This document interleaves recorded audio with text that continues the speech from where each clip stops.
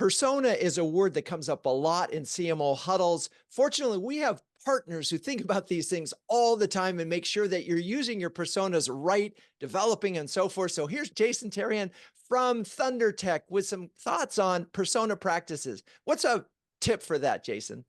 Howdy, Drew. So we get handed, as an agency, we get handed a lot of personas over the years, and there's all shapes and sizes, of course, but there's some layers that we know every brand has access to or can have access to. That's just going to multiply the effectiveness of their personas. So let's talk about those. Give me some examples. Yeah. So the first one is media habits, right? You can talk about demographics and psychographics all day long, but if we don't know where your audience is consuming media, right, we don't know where to start. And that is something to understand how your customers, clientele are spending their time, where they go, both for research and information on your industry, but in general, what are their general habits? Because there may be crossover. So try to collect that both as primary and secondary sources.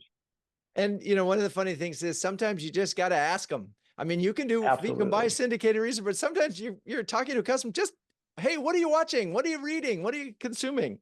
Yep. Okay, so that's media habits. What's next? Sales data. We constantly see sales data missing. If you've gone through the research to actually build out personas, what are the differences in their sales and buying habits from group to group? So it may be average order sizes, popular offerings, any seasonality based on these personas. We've also seen some and done some interesting research around purchase shifts, right? So as every persona group changes over time, and some are more generationally based, there are shifts. So we've seen some great research pre and post pandemic in terms of that sales data and what that means to the brand. It certainly is. In the B2B world, bye-bye boomer, they are not there. They are not making the decisions. It's all about the millennials and Gen Z who moved into the decider factor. Okay, is there a third one?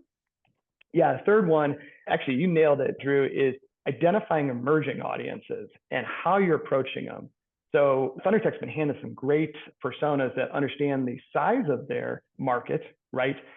But they don't tell us the size they'd like them to be, right?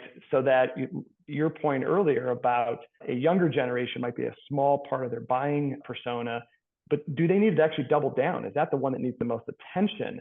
And if so, right, you got to state that and understand it. That's the strategy up front.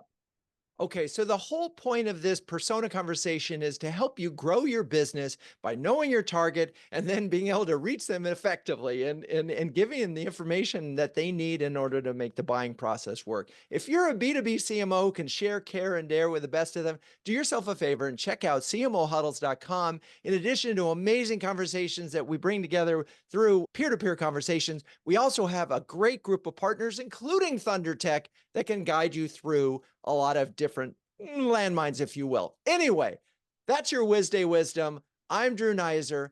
Peace out.